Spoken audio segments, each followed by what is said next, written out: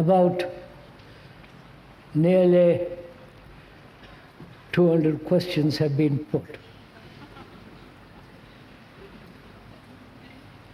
I think to answer them all would take about 2 months. And I don't think you will be here, nor will I.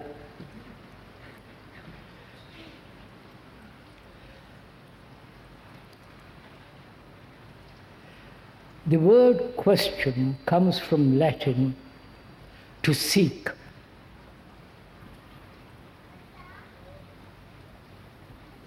And when one puts a question, one is actually seeking the answer in the question itself. I hope we are understanding that statement. We ask a question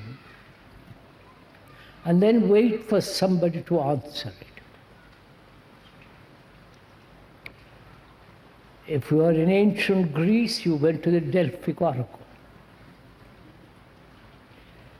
And if you are in India, you went to some special, rather unbalanced guru. If you are here in the West, you went to the psychologist with your problems, or to the priest to confess. But here we are asking questions and trying to find an answer, but the answer is in the question itself. If we know how to put the right question, we'll find invariably for ourselves the right answer. And it is very difficult to put a right question. It implies that one has thought a great deal about the problem and followed the problem in sequence and see if there is an answer to the problem in the problem itself. I hope this is clear. Now there are here many questions. We have chosen them carefully, not according to what one likes, but according to the seriousness of the question. And in questioning, which is seeking, both of us are involved. Yeah? It's not you ask a question to the speaker and he answers it. And you either accept it or reject it, according to one's romantic state, or some peculiar idiosyncrasy, or according to one's own fanciful imagination, or an answer which would be comforting. But I'm afraid it will be none of those things. If we could, as we're going to answer several of these questions this morning, please bear in mind that the speaker is not answering the question. That we are together investigating the question, which becomes much more fascinating, much more agreeable. And therefore there is no authority. We are together investigating, looking into the question itself. Together. I hope this is clear. That you are not waiting for an answer from the speaker, But since you have put the question, either you seek an answer from another or seek an answer in the problem. That is, investigating the problem, you find the answer. Entendu? Which is much more fun.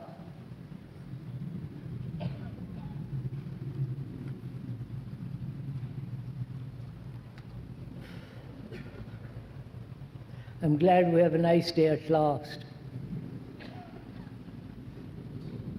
And I hope it won't be too hot.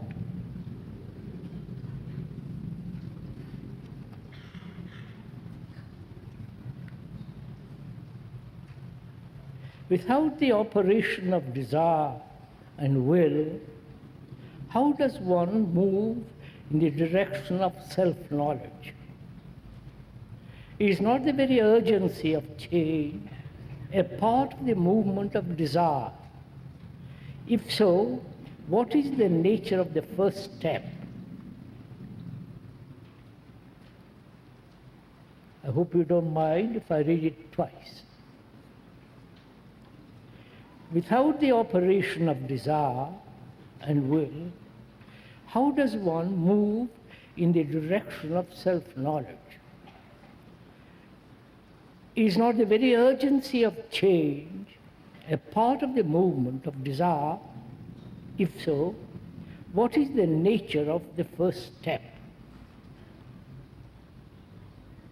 That is, the questioner is asking, is desire and will necessary or required to understand the depth of self-knowledge? Is not the desire itself a movement towards self-knowing? That is the question. First of all, to understand this question, not only superficially, but also at depth, we must understand the nature of desire and will, and the structure and the nature of self-knowledge, knowing. You understand? First, desire, will, and what does it mean if there is no desire? The movement of self-knowledge.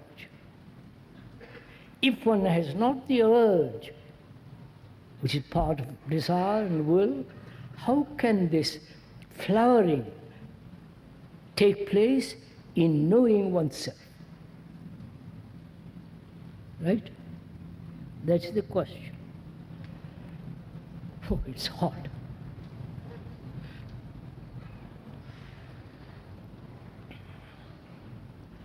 As we went into the question the other day, what is desire? And what is the relationship of desire to will?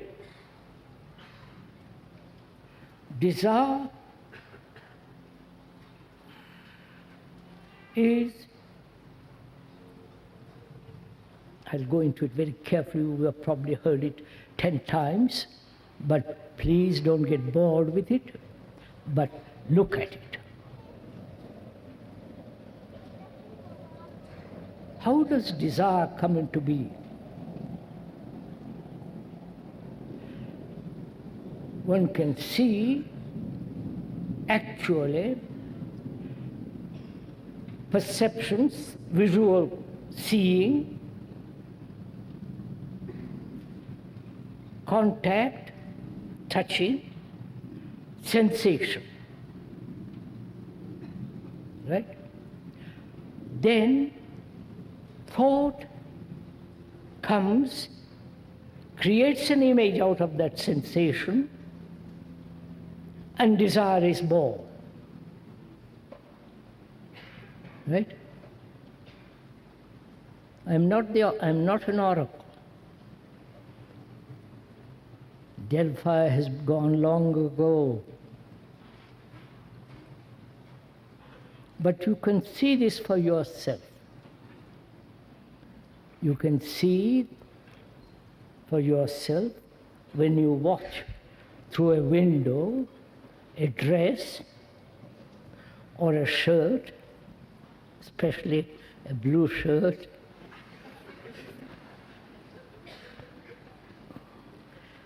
and the seeing, entering into the shop, touching it, the material, then the sensation, then thought comes along and says, how nice it would be if I had that shirt or that dress, creates the image, right? You having the blue shirt and putting it on, or the dress, and that moment desire arises. Is this somewhat clear? No, please, clear to yourself, not understanding the explanation. This is the movement of perception, contact, sensation. That's natural, healthy. Then thought creates the image, you sitting in the car and driving it. When thought takes possession of sensation, creates the image, then desire is born. Right? And will is the summation of desire. The strengthening of desire. The stability of desire. The urge to achieve, the urge to express one's desire and acquire, which is the operation of desire, but strengthened as will, right? So desire and will go together, right? We have, and the questioner asks, if there is no desire of will, why should one seek self-knowledge?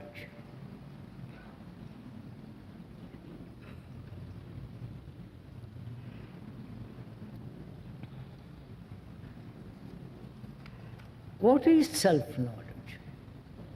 Let's examine that first. What is self-knowledge? That is, the ancient Greeks and the ancient Hindus talked about knowing yourself. It's as old as the hills.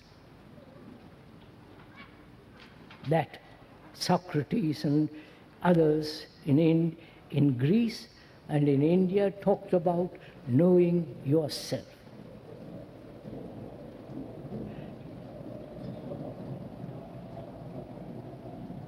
What does it mean to know yourself?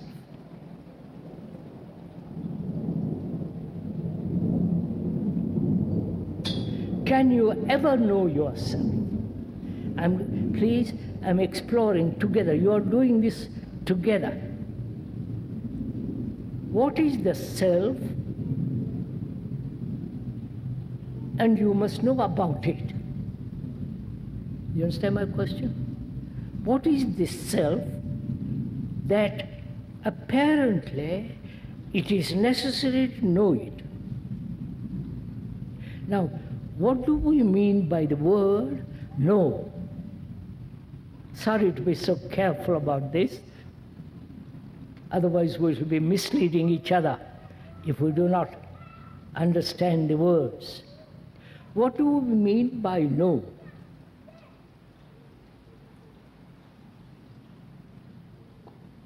I know Gstaad because I've been there for 22 years.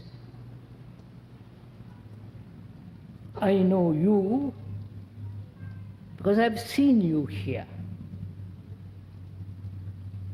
for 20 years or more. I don't know why, but you're there, and I'm here. And when we say I know, we mean by that not only recognition, but also the remembrance of the face, the name, right? Which means recognition, remembrance, and association. Or rather, association, remembrance, which is, I met you yesterday, I've recognized you today, that is the memory operating. So when I say I know, it is the past expressing itself in the present. I hope you're following all this. Does it interest you, all this? So the past is the movement of knowledge, right? I study, go to college, one goes to school, college, university, acquire a great deal of information. Then I say I'm a chemist or a physicist, and so on, so on. So we say, when we say one must know oneself, do you come to that knowledge about the self afresh, or do you approach it already having knowledge about it? You see the difference? You understand my question? Oh, goodness. Am I making it difficult? No. That is, I want to know myself. Do I approach myself through the knowledge I've acquired, which is, I've studied psychology, I've been to psychotherapists, and I've read a great deal, and I approach the understanding of the self through the knowledge I've acquired. Bene? Or do I come to it without all the previous accumulation knowledge about oneself, right? You understand the question? We have explained what is desire, what is will, and when we say I must know about myself, I am already acquainted with myself. And so this acquaintance, this knowledge, dictates how I have observed myself. Right? This is very important if you want to go into this carefully. So having previous knowledge about myself, I use that knowledge to understand myself, which becomes silly, right? It's absurd, which is I've understood about myself from the knowledge of others.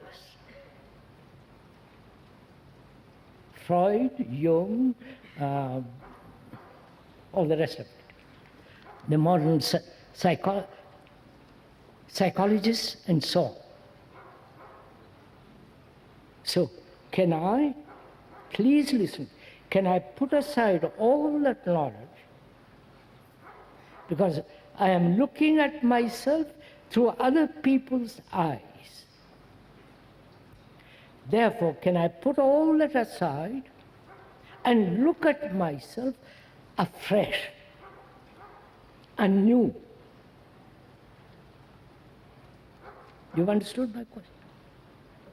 Now, the questioner asks, is desire, will necessary in observing myself, right? Now see what happens. I have acquired knowledge about myself through others, and the actual fact what I am. You see the difference? The knowledge I have acquired through study about myself, and the fact of myself, what it actually is. Right? So there is a contradiction between what is and what I have acquired. This contradiction, to overcome this contradiction, you exercise will. I've got it. You understood this?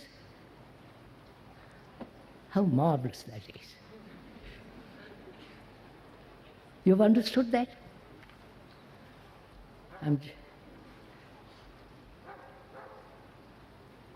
I have studied, one has studied, I have not. I have not studied any of these things, thank God. One has studied, let us say, the latest psychologist, the latest, what do they call them? Psychotherapist, and went to him, talked with him, discussed, and he gives me certain knowledge about me, about myself, and I acquire that knowledge, take it home, and discover that knowledge is different from me. And then begins the conflict to adjust what is to what I have been told. Then the conflict, in that conflict, to suppress it, to overcome it, to accept it, I must, the desire and will comes into being. Then, God, come on, sir. Is this clear? So that is the question. Now we are saying, is will and desire necessary at all? It only comes into being when I have to adjust myself to a pattern. To a pattern of the Guru, all that stuff. And then the struggle, the conflict, to overcome, to control, all that begins. Right? I am a seeker. You understand? I am a seeker, which is I am questioning. Therefore, in my questioning, I reject all that. I reject completely what others have told me about myself. Will you do it? You won't. Because you won't do it because it is much safer to accept authority.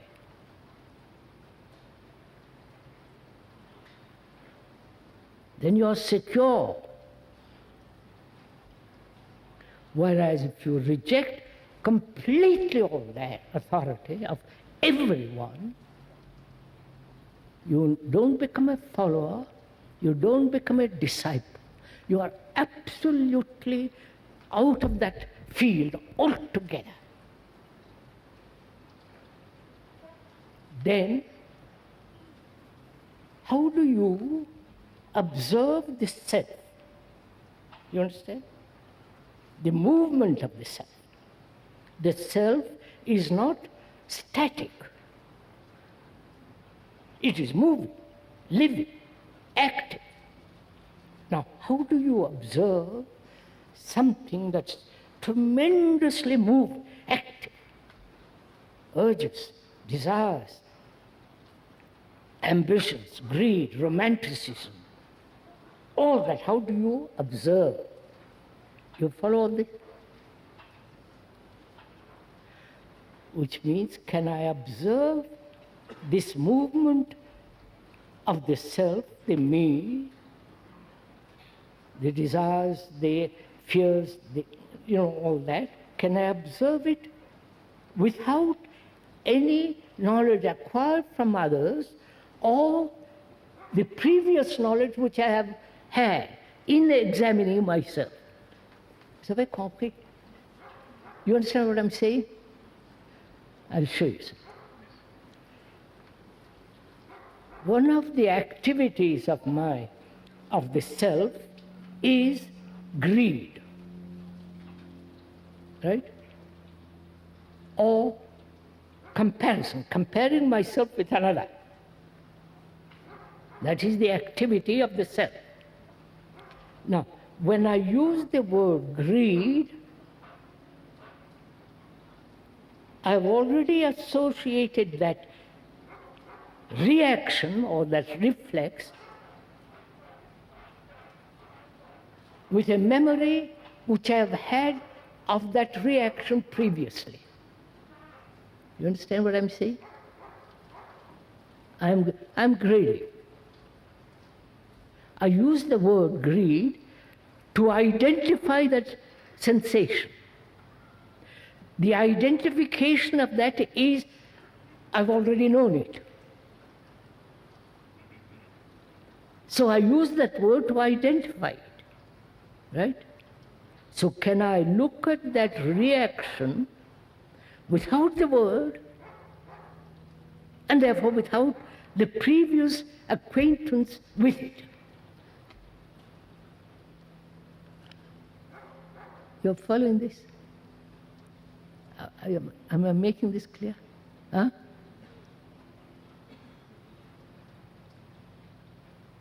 Can I look at that reaction without a single movement of recognition?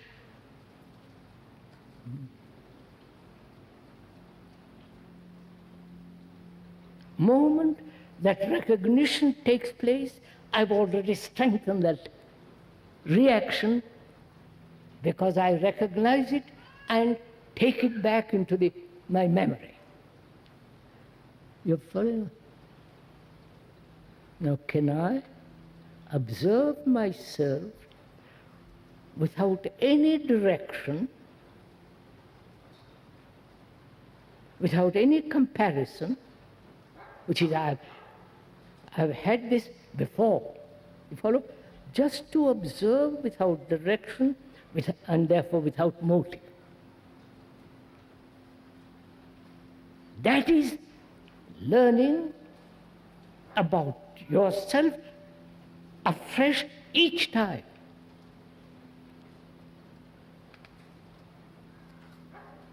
Not that you have accumulated knowledge about yourself and you know about yourself. If you go into it very, very seriously into this question, you will find that it is not little by little by little, first step, second step, third step, first initiation, second initiation, but to see the truth of this instantly. You understand? To see the truth that the moment recognition takes place, you are not knowing yourself at all. Is that true? That requires great deal of attention.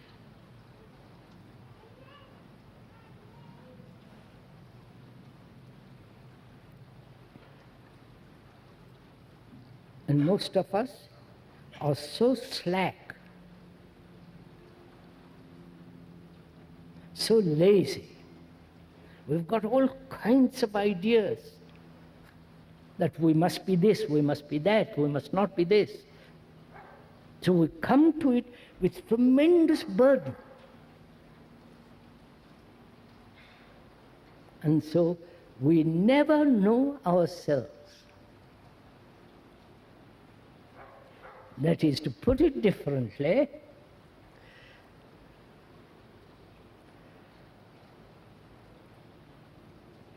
as we said the other day, we are the rest of mankind.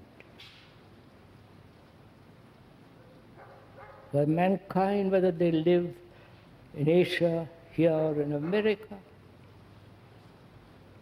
suffer, go through a great deal of anxiety, uncertainty, sorrow. So we go through it, each one of us. So we are essentially the common human kind. Psychologically, you may be tall, you may be short, dark. I'm not talking about it. Psychologically, we are like the rest of humanity. So we are humanity.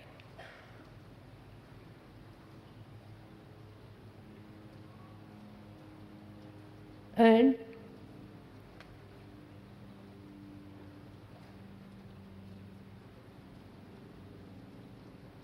what is there to know about myself? You understand my question?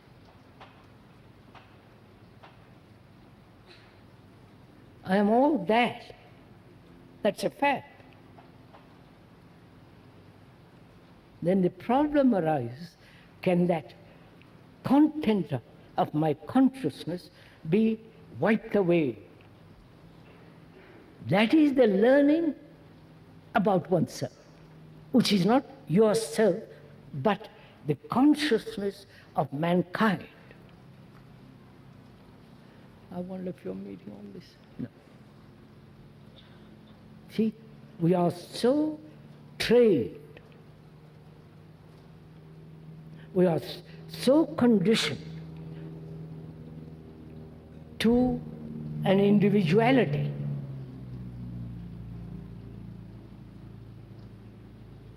I am psychologically different from another, which is not a fact. So we are so trained, conditioned, we accept it. And so when we say I must know myself, we are saying I must know my little cell. And when you investigate that little cell, there is nothing. But when the actual truth is that we are mankind, we are the rest of humanity. And to inquire into this enormous, complex human mind is to read the story of yourself.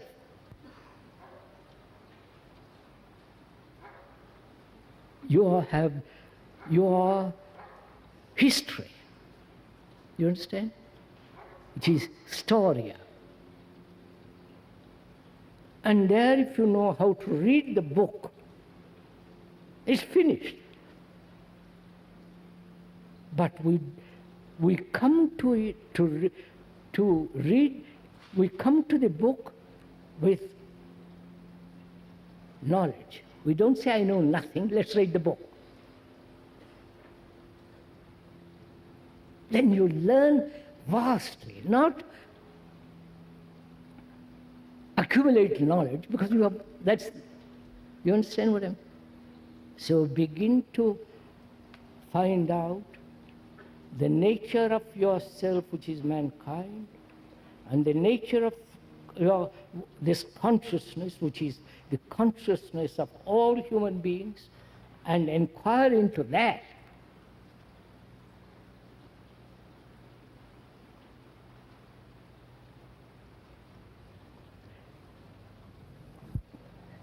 So we are saying that the question,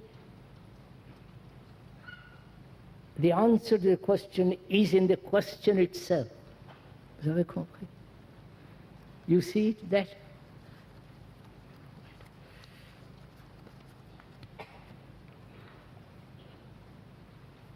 Is not a right way of life a ground of austerity, sensitivity, integrity, necessary before total transformation can take place? Is not a right way of life a ground of austerity, sensitivity, integrity, necessary before total transformation can take place? Right?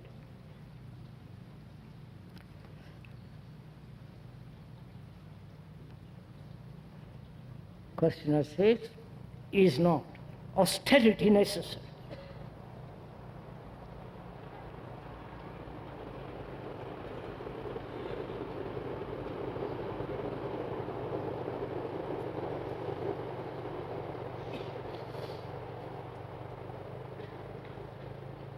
Sensitivity, integrity, these three: austerity, sensitivity, and integrity, necessary before transformation in the consciousness can take place.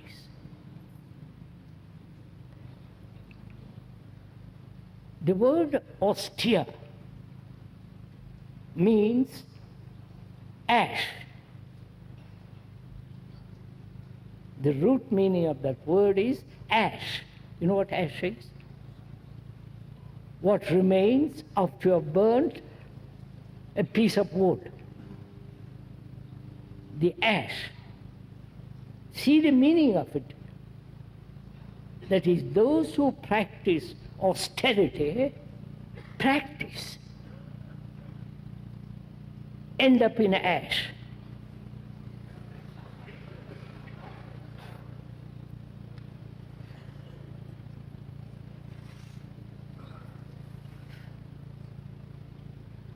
So let's go into that question.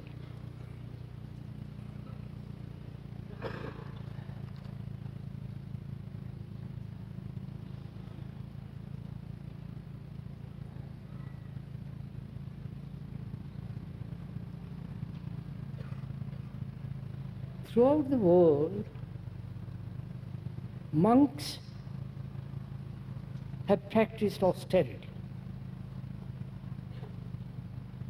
In India, there's a monk who is called sannyasi. He renounces the world, sex, drink, drugs. He becomes a mendicant.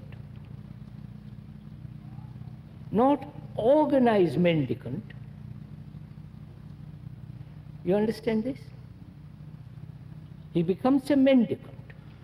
He has one meal a day.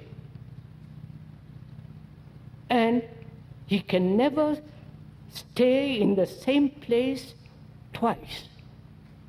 He has no home.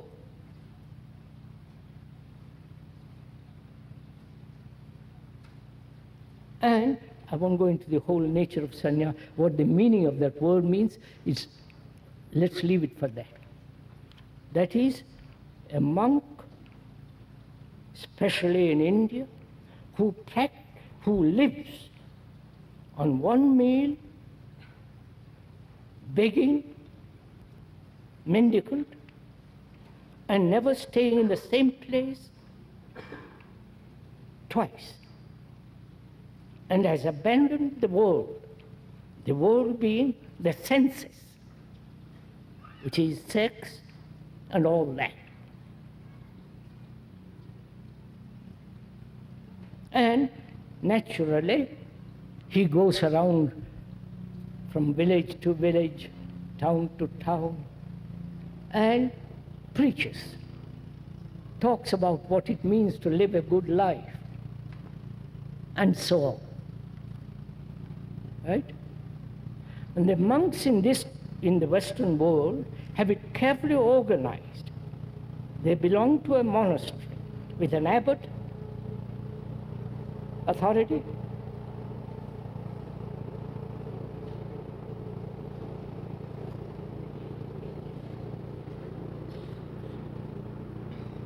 so first of all, the expression of this austerity is outward side. You understand? Putting on a robe, that you have really renounced the world. There are all kinds of phony sannyasis now, here too. But they are not sannyasis. That's a very, very serious affair. And austerity is not the practicing or the denial or the acceptance of sex and all that. It is austerity, which is a form of high discipline according to a pattern laid down by the abbots and so on, there in India laid down by the Brahmanas from ancient of days. There's a pattern set, and you conform to that pattern, denying everything in yourself, your desires, your ambitions, your greed, and all that. And that's called generally austerity. That is, look what happens. You start with certainty, right? Certainty that you have given up the world, the senses, sex, and so on. You start with that. When you start with certainty, you end up in uncertainty. I wonder if you understand all this. Huh? If I start accepting everything, all the religious edicts, sanctions, and I begin to inquire into them, if I ever do, I end up in saying, my goodness, it's nothing. I don't believe in anything. You understand? When one starts with certainty, you end up in uncertainty, if you are at all intelligent, that is. So austerity has quite a different meaning, which is, may I go into it? You're interested in it? Never deny anything, but observe very carefully, intensely, and that very observation frees the mind from the worldly affairs. That is real austerity. I wonder if you understand this.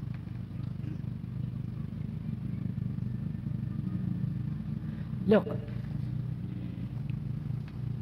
I observe I am violent.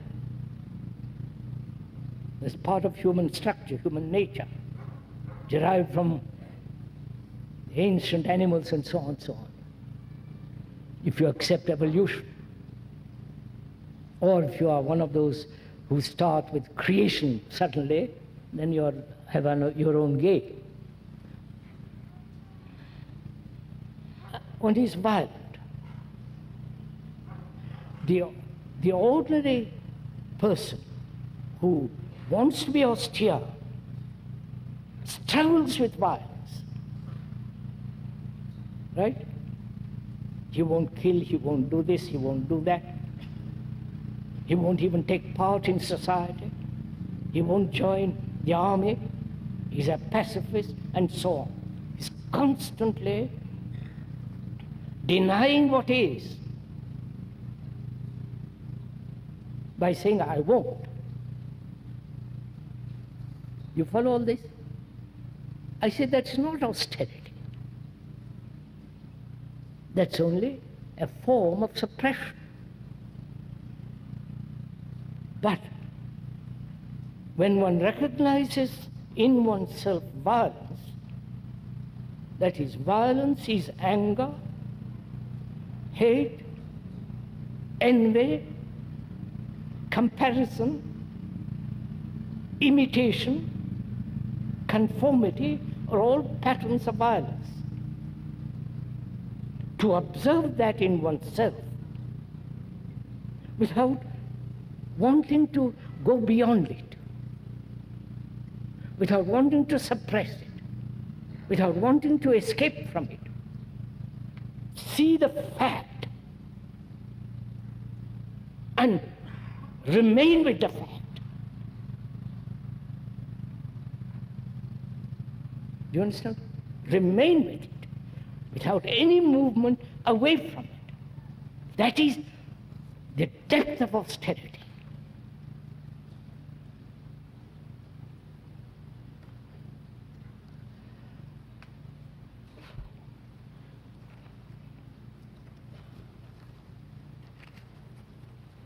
We are trained to control.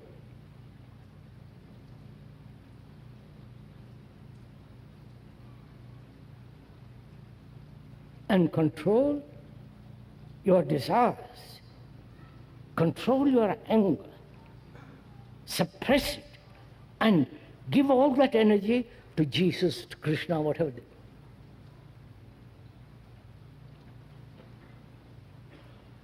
But we are saying, when you are really, the depth of austerity is not in sacrifice,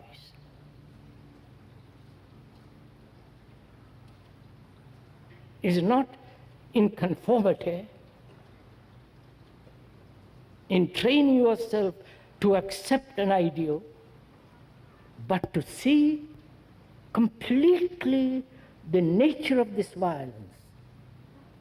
And to see it completely, don't move, thought mustn't interfere. Don't let thought carry away in any direction. Just observe it. And you will see, if you do,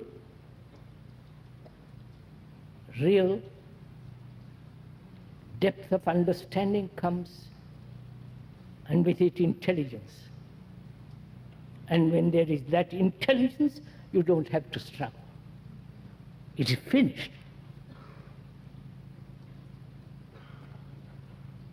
And the other thing is sensitivity.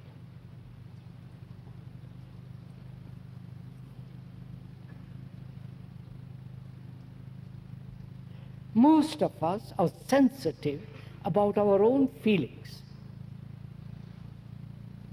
our own ambitions, our own struggles. But we are not sensitive to others, because we are so concerned about ourselves, our little self.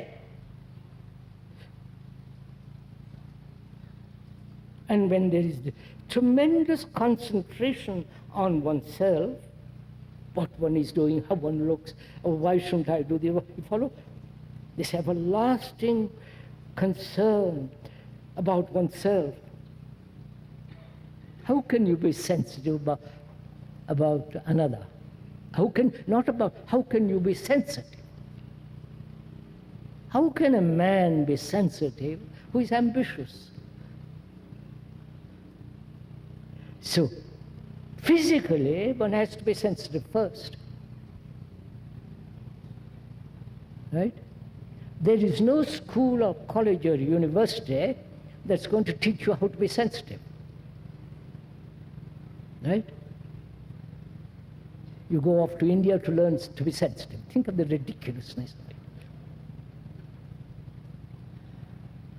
So, is your nervous reactions, alertness of the mind, are they alive?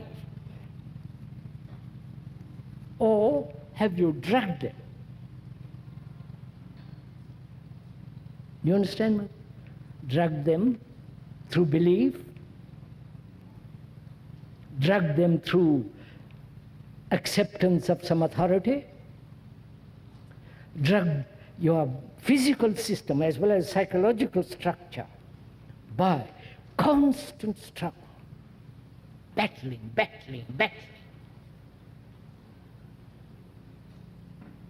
I am romantic. I know I am romantic, but it pleases me to be romantic, which is contrary to seeing clearly. But I like it.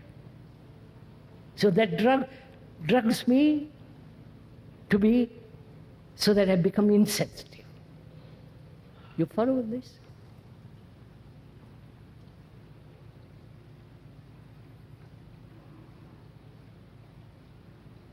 Integrity means to be whole. The word integral means whole, which means no contradiction in oneself.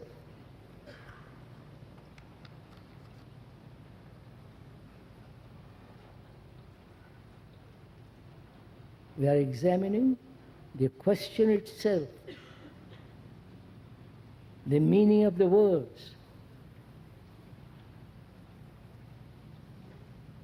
That is austerity, sensitivity, and integrity,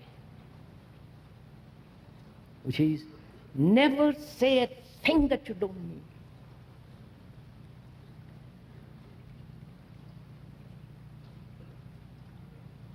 And what you mean may be doubtful. You understand? I say something, and I think that's what I feel, think, act. But what I think, feel, and act may be the result of some conditioning, of some desire, of some motive. Therefore, it's not integral. I feel like doing something. You know, that's the latest craze. I must express myself immediately.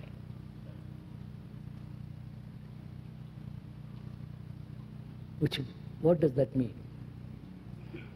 That is, there is no depth of understanding of that urge, the meaning of it, the content of it, why it arose, but just act because and you think that is having integrity.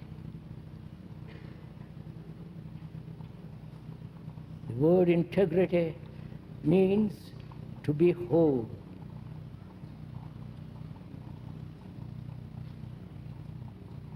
And we human beings are broken up, divided, antagonistic, dualistic.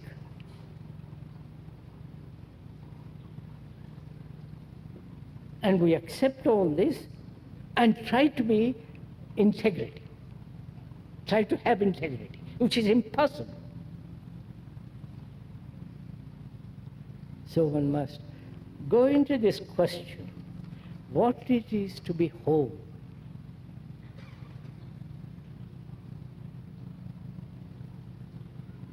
First of all, any image that the thought creates about being whole is not whole. Right? Because thought in itself is fragmented, limited. Therefore, whatever it projects as the whole is not. So, then can the mind discover for itself what it means to be whole, integral, have this sense of tremendous integrity.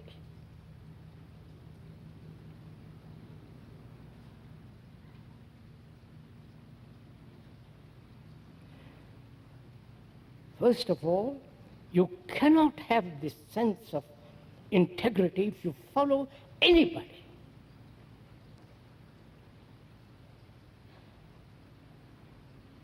Right?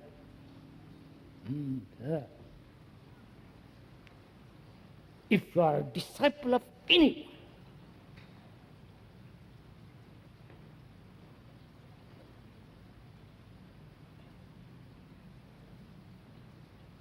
then you are merely conforming to what somebody has laid down. And that is, then you are merely romantic, playing gay tricks upon yourself.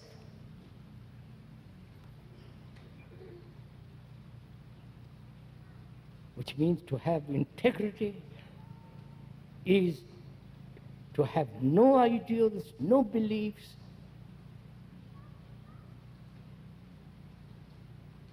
no sense of the past and the future. So this tremendously difficult. You can't play with all this. Because the past is dictating, is translating what is the present. Right? And the past is modifying itself through the present and going, but is still the past. How can a mind, your heart, be whole, integral, absolute, have integrity if it's living in the past? People don't. A past experience, past memories, or in romantic, all that stuff. So, austerity, sensitivity, and integrity are not the first step.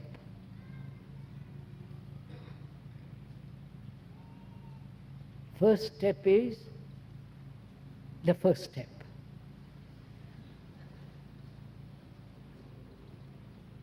You understand? Are you all asleep, or am I?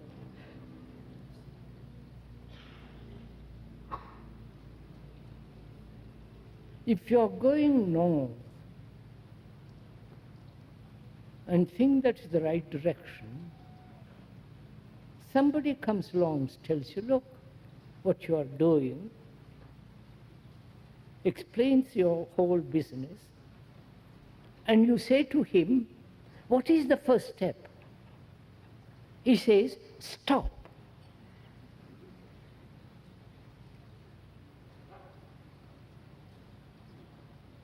Then, he says, after having stopped, turn south. Do you understand this? Two questions have been answered in nearly an hour.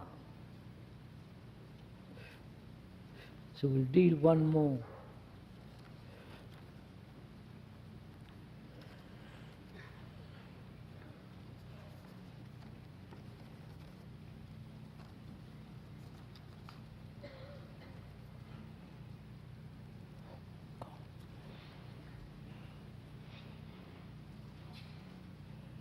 I haven't seen these questions. I went through them, but I didn't.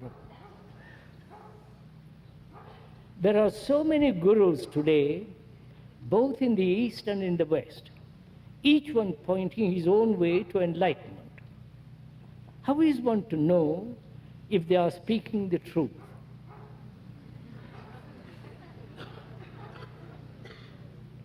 There are so many gurus today, both in the East and in the West, each one pointing his own way to enlightenment. How is one to know if they are speaking the truth?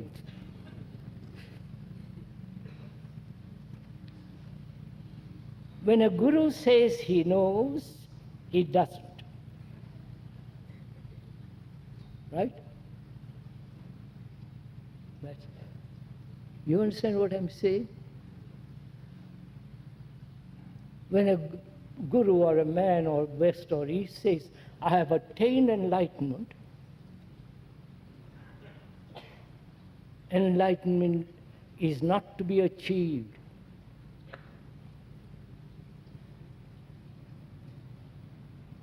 It isn't just something that you go step by step, climb the ladder.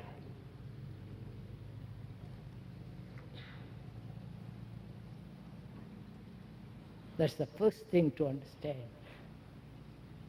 That enlightenment isn't in the hands of time.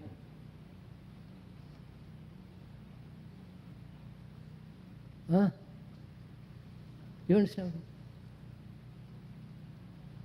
That is, I'm ignorant, but I will have, if I do these things, I will come to enlightenment, whatever that word may mean. Right? Because what is time?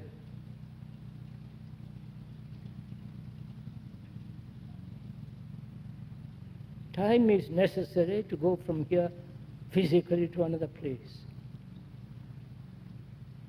Psychologically, is time necessary at all? We have accepted it. It's part of our tradition, training. I am this, but I will be that. What you will be that will never take place. Because you haven't understood what is. The understanding of what is immediate.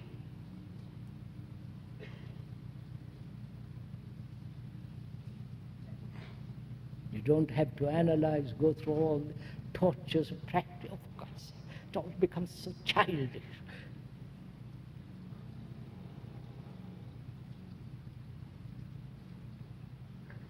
So enlightenment,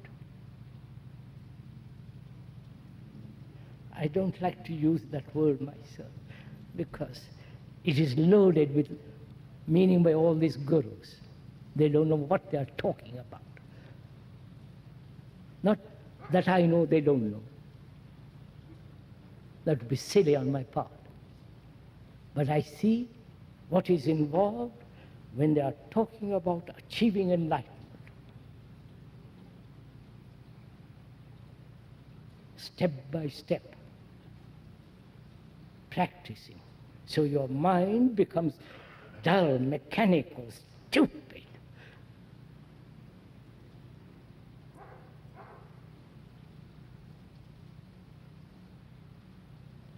The first things are, whether they are Eastern gurus or Western gurus, is to doubt what they are saying, including the speaker. Much more so. Because I'm very clear about all these matters. It doesn't mean I'm the only person, which is equally silly, but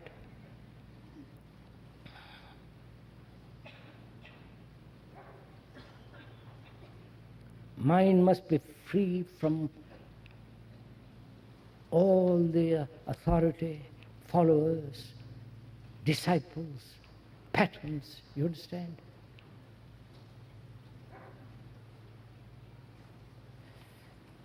So, how do you know, how does one know that these gurus are speaking the truth? How do you know what the local priests and the bishops and the archbishops and the popes and all that, how do you know they're speaking the truth?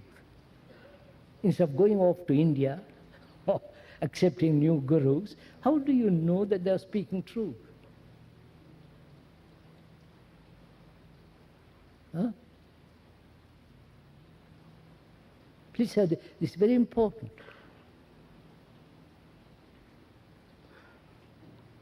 Either they are all engaged in some kind of guile and blood,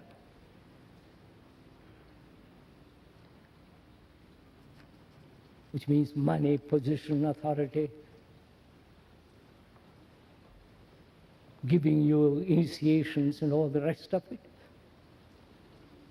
And if you question them, say, what do you mean by that?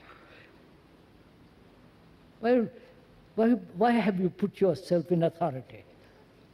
You follow? Question them. Doubt everything they say. And you will soon find out they throw you out.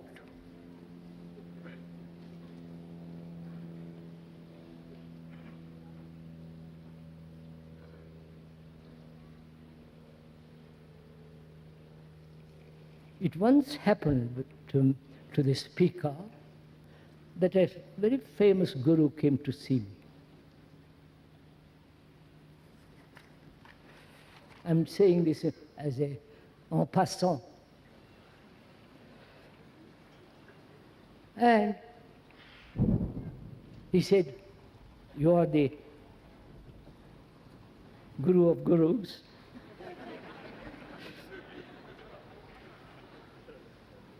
You live, you are right, what you are speaking is truth. You live it. He touched my, knelt behind all the rest. And he said, I'm a guru with lots of followers. I began with one, and now I have 1,000.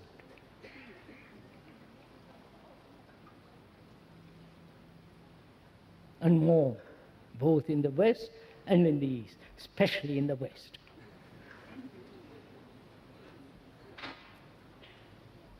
And I can't let them, I can't withdraw from them. They are part of me, I'm part of them. They have built me and I have built them. You follow? Listen to it carefully. The disciples built the guru builds the disciples. And I can't let them go.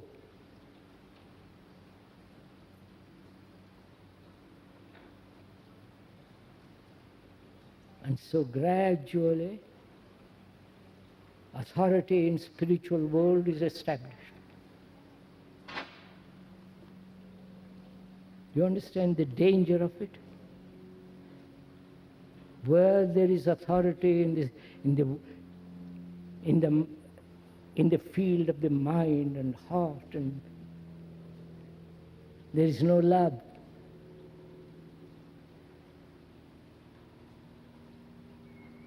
There is spurious love. There is no sense of that depth of affection, love, care.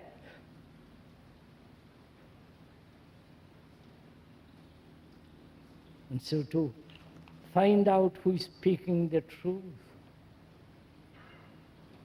don't seek truth, but question. Because truth isn't something you come by.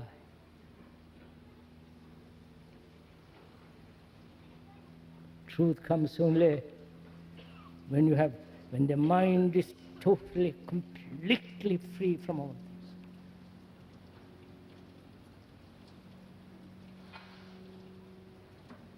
Because then you have compassion, love. Not to your guru, not to your family, not to your ideal or your savior or your guru. Love. Without any motive. And therefore, when it acts through intelligence. And truth isn't something you buy from another.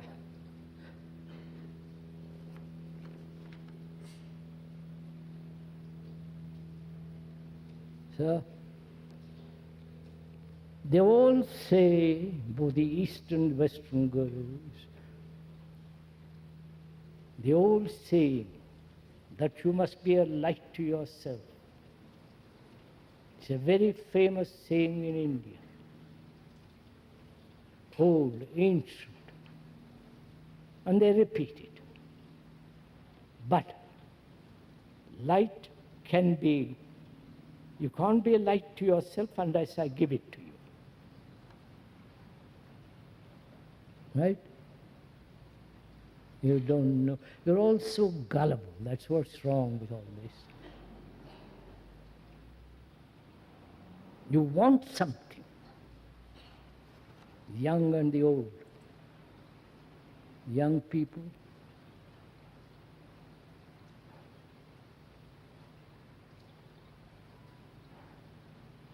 The world is too cruel for them.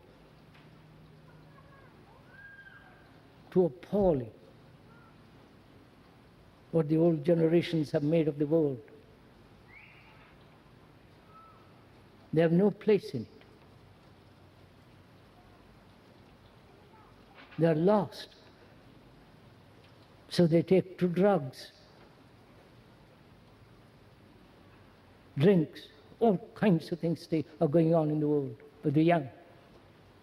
Communes, sexual orgies, chasing off to India to find somebody who will tell them what to do so that they can trust them.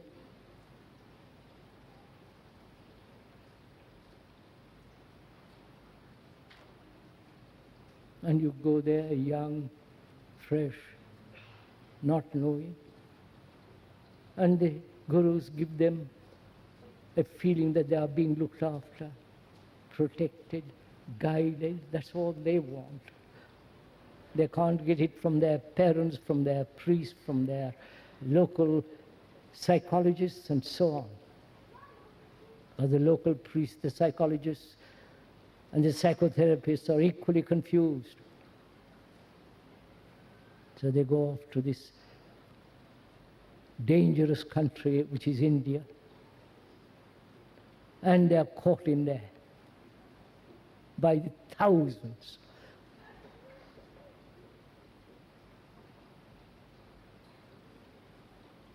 And they are seeking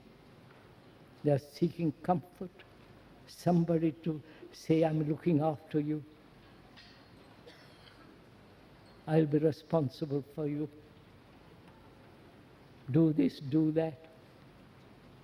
And it's a very happy, pleasant state. And all says, you can do what you like, sex, drink, go on with it. And the older generation are equally in the same position, only they put it much more sophisticated.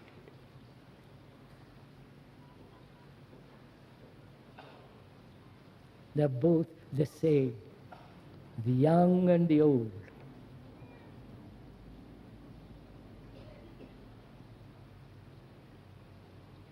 You see this all the time taking place in the world. So nobody can give guidance, light to another. Only you yourself. The light cannot be given to you.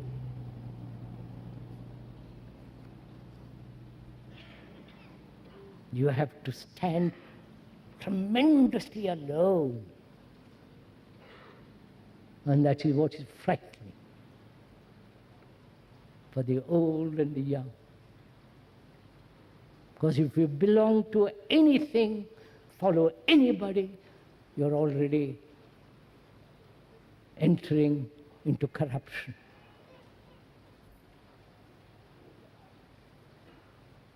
If you understand that very deeply, with tears in your eyes, you understand?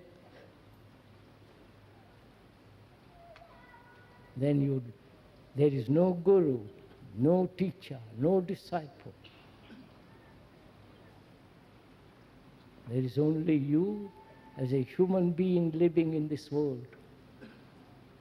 The world, the society which you have created.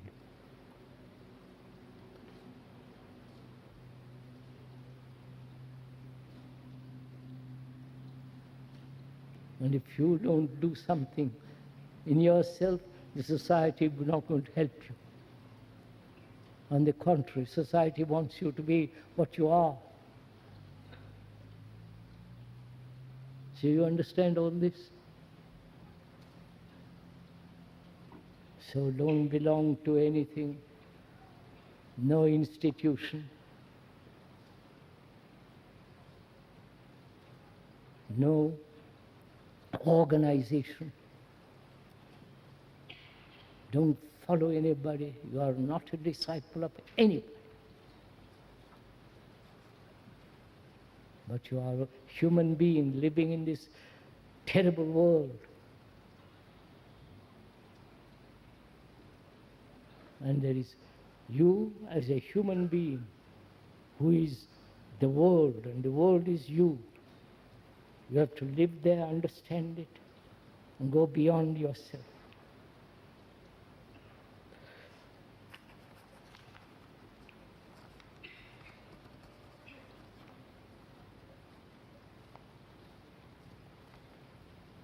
You go now. Tomorrow we'll meet.